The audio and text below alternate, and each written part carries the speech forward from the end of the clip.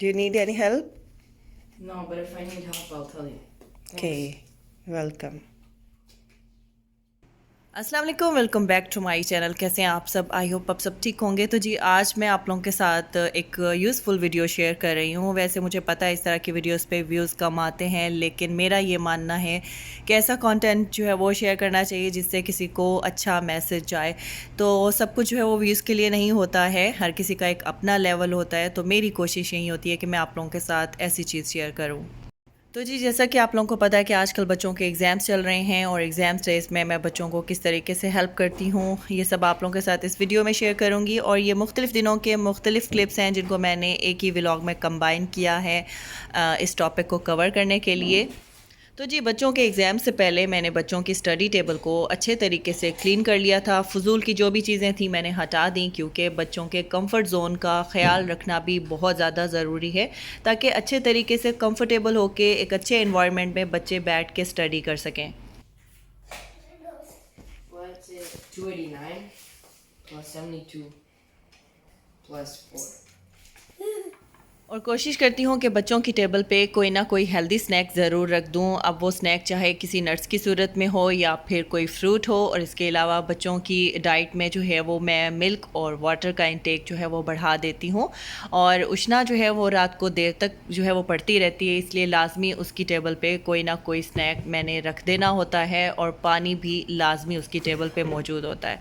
और बच्चे जो है वो प्लेन मिल्क हर वक्त नहीं पीते हैं, तो उनको जो है वो मुख्तलिफ़ शेक्स बना के देती हूँ। कोशिश यही करती हूँ कि बच्चे अच्छे तरीके से पी लें।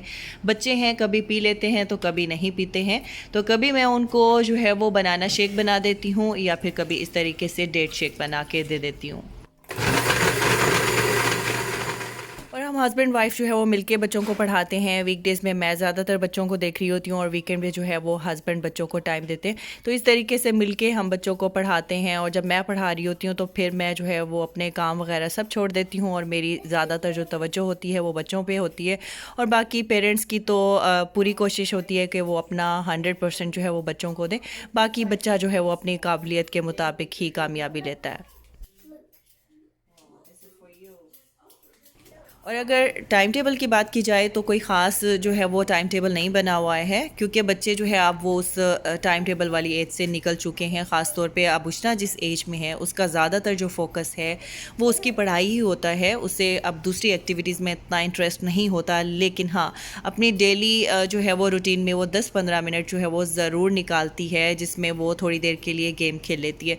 हमारे पास एक स्पेयर रूम है जिसमें बच्चे जो है वो कोई गेम खेलना चाहे तो खेल लेते हैं, लाइक फुटबॉल या फिर वॉलीबॉल जो है वो उष्ना खेलने की कोशिश करती है। जो भी गेम वो खेलना चाह रही हो तो वो ज़रूर खेलने की कोशिश करती है, क्योंकि ये भी बहुत ज़्यादा ज़रूरी है। क्योंकि अगर मुसलसल पढ़ाई हो रही होती है तो बच्चा एंजाइटी और स्ट्रेस का भी शिकार हो सकता है। तो उससे निकलने के लिए कोई ना कोई फ़िज़िकल एक्टिविटी जो है वो बच्चे को ज़रूर करनी चाहिए डेली बेसिस पे। और अब जो उनके एग्ज़ाम्स चल रहे हैं तो एग्ज़ाम्स के दौरान भी जब वो थोड़ा सा एग्जॉस्ट हो रही होती है तो थोड़ी थोड़ी देर के लिए उठती है और आके कोई ना कोई गेम खेल लेती है, सिर्फ 5-10 मिनट के लिए, इससे ज़्यादा नहीं। तो इस तरीके से वो फिर जो है उसको दोबारा से एनर्जी मिलती है, दोबारा से वो अपनी पढ़ाई की तरफ फोकस होके अपना एग्ज़ाम प्रिपेयर करने की कोशिश करती है। और जी यहाँ पे था शाम का टाइम और बच्चों का दिल कर रहा था फ़्राइज़ खाने के लिए, तो अभी उनको मैं जो है वो फ़्राइज़ बना के दे रही थी, साथ साथ में वो अपनी पढ़ाई भी कर रहे थे। Thanks, Mom. वेलकम। और पढ़ाई के दौरान बच्चों के साथ डिस्कशन बहुत ज़्यादा ज़रूरी है। बाज़ औक़ात बच्चा जो है वो कोई ना कोई प्रॉब्लम को फ़ेस कर रहा होता है लेकिन बता नहीं पा रहा होता, तो उसको डिस्कस कर लेना बहुत ज़रूरी होता है। You're welcome। और जी पढ़ाते हुए पेशेंस का होना बहुत ज़्यादा ज़रूरी है, क्योंकि बच्चा हर तरीके से जो है वो माँ को तंग कर रहा होता है।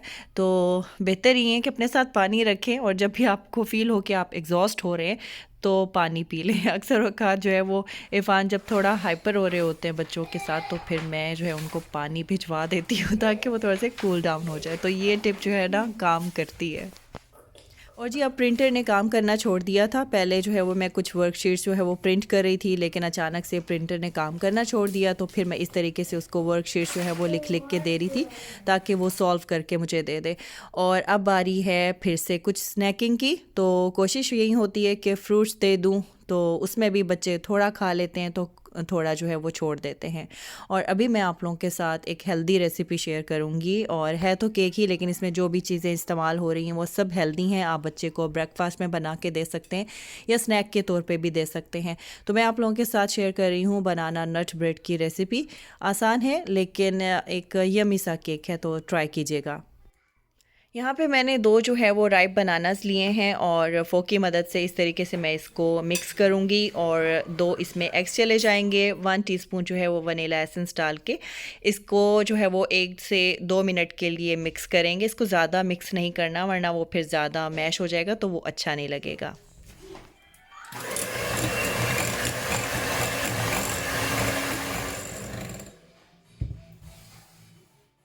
और अब मैं इसमें 1 कप जो है वो मेल्टेड बटर ऐड कर दूंगी, और मैंने जो है वो थोड़ा सा बचा लिया था, लेकिन आप जो है वो पूरा ऐड कीजिएगा।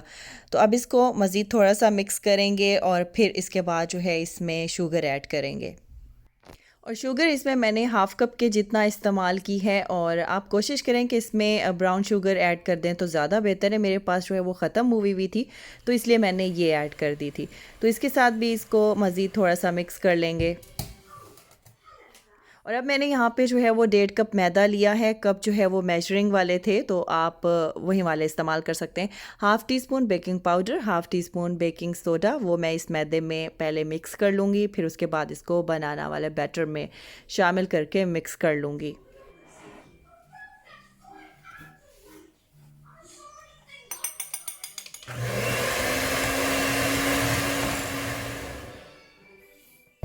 और अब मैं इसमें हाफ़ टी स्पून जो है वो सिनेमन पाउडर ऐड करूँगी। इसके साथ भी जो है वो स्पैचुला की मदद से मिक्स कर लेंगे।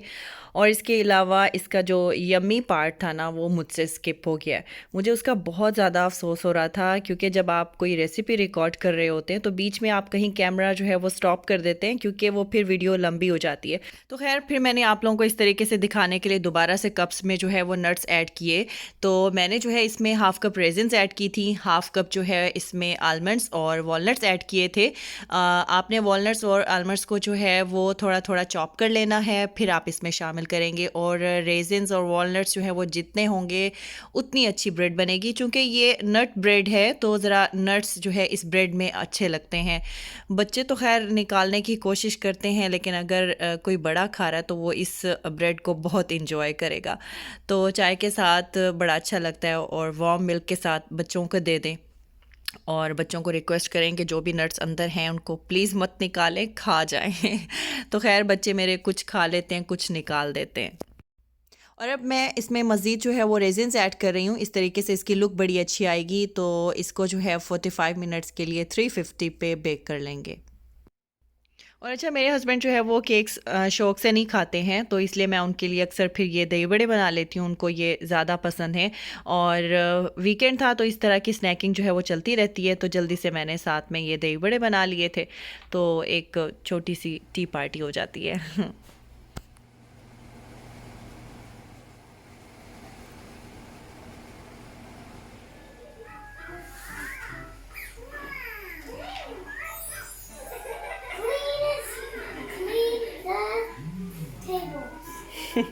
हुरब को जो है वो आजकल रीडिंग का बड़ा शौक़ हुआ हुआ है। पढ़ तो वो नहीं सकती है, but she is trying to read. Book उसने जो है वो किसी और की उठाई हुई है, अभी तो सीख रही है ना ये, लेकिन उसका दिल करता है कि वो रीडिंग करे। Good job, I like it. और जी यहाँ पे मज़ेदार सी बनाना नट ब्रेड जो है वो बेक हो चुकी है, और कैफ़े वाली जो ब्रेड है वो आप घर में इंजॉय कर सकते हैं। स्टारबक्स पे इस तरह की ब्रेड मिलती है, उसका टेस्ट भी जो है वो सेम ऐसा ही होता है। और अभी यहाँ पे उसे जो है वो एग्जॉस्ट हो रहा था, तो उसको मैं बाहर लेके आई कि थोड़ा सा फुटबॉल खेल लो। तो इस तरीके से बच्चा जो है वो रिलैक्स हो जाता है। ज़रूरी नहीं है कि हर वक्त उसके सर पर हम डंडा लेके खड़े रहें कि पढ़ लो पढ़ लो। तो बच्चे का जो है वो रिलैक्स माहौल में पढ़ना बहुत ज़्यादा ज़रूरी है, वरना बच्चा स्ट्रेस में चला जाता है। Hurab made it for me. This flower is injured. And why you are so sad? This is you.